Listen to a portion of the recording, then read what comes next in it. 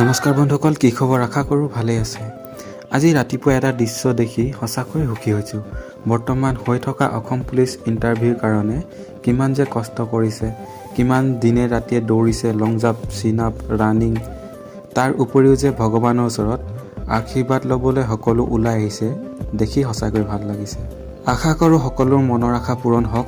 ইয়াৰ লগতে অহা 9 তাৰিখে মোৰ ইণ্টাৰভিউ আছে, সকলোৱে আশীৰ্বাদ কৰিব। চ' বন্ধুসকল, ভিডিঅ'টি চাওঁচোন আহক।